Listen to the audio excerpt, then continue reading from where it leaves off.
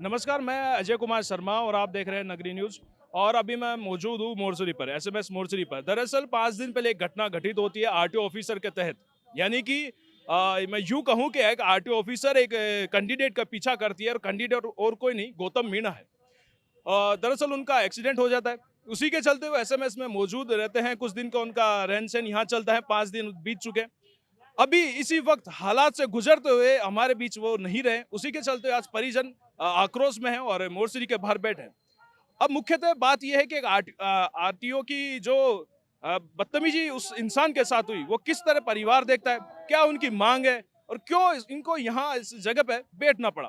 तो आइए उनके भाई से बातचीत करते हो, जान के देखते हैं कि हालात क्या था और क्या उनके साथ हुआ और पूरी स्थिति क्या थी।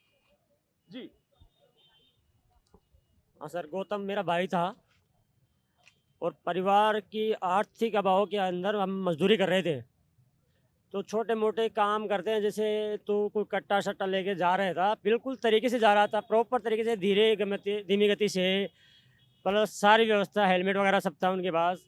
लेकिन इस विभाग की लापरवाही ने उसको बिना देखी गाड़ी ओवरटेक करने के चक्कर में मेरे भाई को चपेट में लेके खत्म कर दिया। अब मेरे पास कुछ भी नहीं है, उसके बाद छोटे छोटे बच्चे हैं, 2-2 साल के, 2 साल का और 3 साल का बच्चा है। प्लस परिवार में कोई सहारा नहीं है, रहने के लिए झोंपड़ी तक नहीं है। अब उस परिवार की क्या दशा होगी, सारा परिवार ही उसके साथ क्या करे बताओ। अन्याय कर रखा है हमने, देखो ये तो हमारे साथ अन्याय हुआ है। हमारे भाई समाज के लोग, जो सब लोग हैं ना, इन लोगों ने मेरा सहयोग करके हमें यहाँ बिठा रखा है, भाई आप बैठो। वैसे मुझे उम्मीद तो नहीं है, सरकार वैसे मेरी कम ही है, देने तो कुछ नहीं है, लेकिन फिर भी मैं कोशिश कर रहा हूँ भाइयों के साथ मिलके, भाई जो भी मिल जाए तो उसकी बच्चे सक्षम हो जाए, आगे थोड़ा सा कुछ कर ले, बस यही मेरे तो। भाई बच्चे को थोड़ा भी, जितना भी हमने लिखित में दे रखा है हमारे पिताजी और ने, दादाजी और ने, भाई ये सामान, ये तो जो इसमें जायज़ है वो तो आप दे सकते हो, बाकी तो हमारी तरफ से मांग। इसमें लिखा है हमने भाई, एक तो शकीला बानो की सस्पेंडेड बोर्ड वो चाहिए हमें लेटर। दूसरा, हमारे भाई के पास ज़मीन, हमारे हम 4 भाई हैं ना, उनके हमारे आधा-आधा बीघा ज़मीन है। आधा बीघा यानी कि मात्र 500 गज। तो हम चाहते हैं कि उसको 2-5 बीघा ज़मीन दी जाए, जिससे बच्चों का पालन-पोषण भी हो जाए। भाई हम हमारे तरह कमाने वाला था तो कुछ कमा लेता, लेकिन अब कमाए कौन, किसके लिए कमाए? 2-2 साल के बच्चे कहाँ जाएँगे? दूसरी बात, जो भी कायदे के अनुसार हमारे पंचायत में जो ज़मीन जहाँ देने लायक हो, उसमें 2-5 बीघा ज़मीन, 5 बीघा ज़मीन हमारे उसके नाम से, उसी के नाम से आवंटित करें। दूसरी बात, तीसरा, हम चाहते हैं कि उसके जो कर्जा था, प्लस रहने के लिए झोंपड़ी नहीं है, तो सारी चीज़ों को व्यवस्था इधर-उधर अस्त-व्यस्त देख के हम ये चाहते हैं भाई, कम से कम करोड़ों रुपए में तो मिलना ही चाहिए बच्चे को, ताकि वो बच्चे आगे 20 साल कमाएँगे, जब वो सक्षम होंगे। 2-2 साल के बच्चे क्या कमाएँगे बताओ? तो 20 साल का उनका जो भी है वो गवर्नमेंट, उसकी एक तो स्कूल व्यवस्था साक्षरता की, वो भी सरकार ही अपनी वसूल में करे। यही हमारी 4 माँगे हैं, हम ये चाहते हैं ये करे पूर्ति, ताकि हम यहाँ से जाएँ। धरना स्थल हमारे, हम सरकार से हम नाराज़ भी नहीं है, इसमें हम तो यही चाहते हैं, हमारी डिमांड माँग रहे हैं। अच्छा, गौतम जी क्या करते थे, क्या काम करते हाँ, थे? ये मेरा छोटा मज़दूरी कर रहा था, पढ़ाई छोड़ दिया था आर्थिक अभाव में। पढ़ाई भी छोड़ चुका था, भाई कोई छोड़ 2 पैसे आ जाए तो करने फ़ायदा है। अब मैंने उसके ये मान लो कि शादी को भी 5-6 साल हो गई थी, ऐसे ज़्यादा पुराना नहीं है, बच्चा नया 26-27 साल का बच्चा है मेरा। भाई है मेरा छोटा, बच्चों की तरह मेरे पिताजी तो नहीं थे, मैंने ही पाला है उसको सारा। अच्छा, मैं एक और चीज़ पूछना चाहूँगा, जो घटना हुई बिल्कुल ऐसा नहीं होना चाहिए था, लेकिन आरटीओ ऑफिस को सस्पेंड की जो आप माँग कर रहे हैं, ऐसा क्यों? क्योंकि मैडम ने जो 5-7 वीडियो मेरे पास आए हैं सोशल मीडिया के ज़रिए, मैंने देखा है, वो मैडम बदतमीज़ी से पेश कर रही है कि मैंने ये एक्सीडेंट कर दिया तो कर दिया। हम नहीं चाहते कि किसी दूसरे का एक्सीडेंट करके वो इस तरह से बोले, हम चाहते हैं सस्पेंड करके गिर बिठाओ। उसकी जगह कोई दूसरा आदमी बहुत पढ़े लिखे बाज़ार में घूम रहे हैं, बेचारे चौकटी में मज़दूरियाँ कर रहे हैं, उनको दो ना नौकरी, उनको ज़रूरत क्या है? जब इतना भाव से बोल सकते हैं। प्लस में एक लेडी जो कि एक बच्चे की समता ममता नहीं समझ पाई, तो वो क्या करने लायक है? वो तो आगे फिर करेगी कांड। हम ये चाहते हैं उसको हटाओ ही दो। हमें नहीं चाहिए ऐसे ऑफिसर। अभी तक सरकार से आपने उस मुद्दे पे कोई बात की हो या कोई भी सरकार का नुमाइंदा अभी तक आपसे बातचीत करी हो? नहीं सर, हम बैठे हैं सुबह 10 बजे से बैठे हैं लाइन में, 4 बज चुके हैं, बजने वाले हैं। हम यहीं बैठे हैं, कोई नहीं आया अब तक। हाँ, हम ये चाहे भाई सरकार या तो आ जाए, वरना हम सीएम हाउस कुछ करेंगे। देखो मेरे भाइयों को लेके मैं तो वहीं जाऊँगा।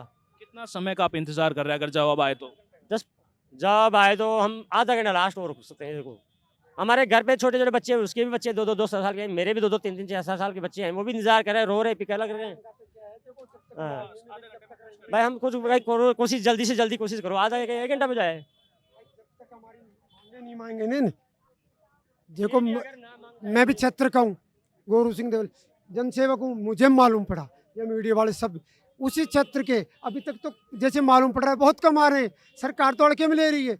अरे गौतम मीणा आपको मालूम है राम साहब वो क्या नाम टकसाल पे हुआ था, महेश जोशी के चक्कर में फांसी खाई थी। आपको तो 7 दिन तक करोड़ीमल जी में सबके सब करोड़ीमल डॉक्टर करोड़ीमल जी मीणा साहब और हम धरने पे बैठे रहे थे।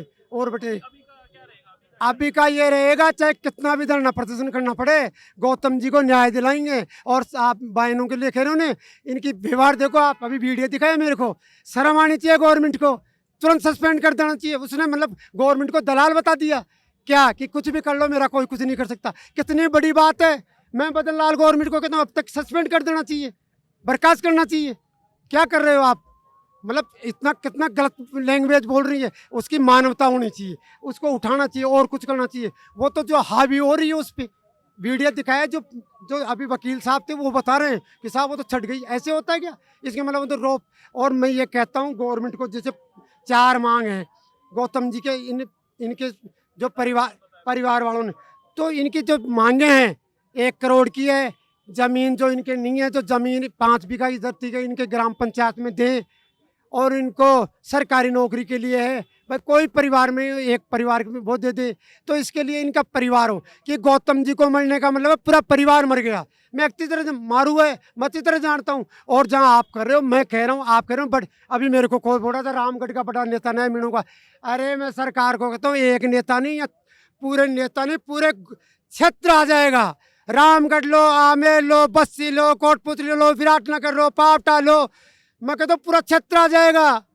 आप किस बाउंड में खेल रहे हो, ये तो एक, इसलिए हमने भी ये कह रखा है शांति रखो। हर गवर्नमेंट पे हमें विश्वास है, कि गवर्नमेंट पे हमें विश्वास है।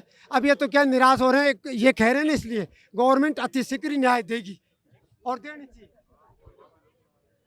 तो देखा आपने कि किस तरह की एक जो परिवारजन के साथ हुआ वो तो दुखद था ही, लेकिन मुख्यतः अगर बात की जाए कि आरटीओ ऑफिस का मतलब कि जो भी अधिकारी थे, जो भी कैंडिडेट थे वहाँ मौजूद थे, और उनके शब्दों पे नियंत्रण नहीं रहा। इतना सब कुछ हो जाने के बावजूद भी शब्दों पे नियंत्रण नहीं हुआ। उन्होंने अपना आपा खो दिया, और शब्दों पे नियंत्रण रखना बेहद जरूरी था। लेकिन उन सब को एक परे करते हुए जिस कदर की ये घटना हुई बड़ी दुखद है, और सिर्फ परिवार अब इंसाफ मांग रहा। अब देखना है कि सरकार आने वाले समय में क्या परिवार को राहत दे पाती है, या फिर परिवार सिर्फ एक सरकार का मुंह ताकता रह जाएगा। ऐसे ही न्यूज के लिए बने रहिए नगरी न्यूज पर। नमस्कार।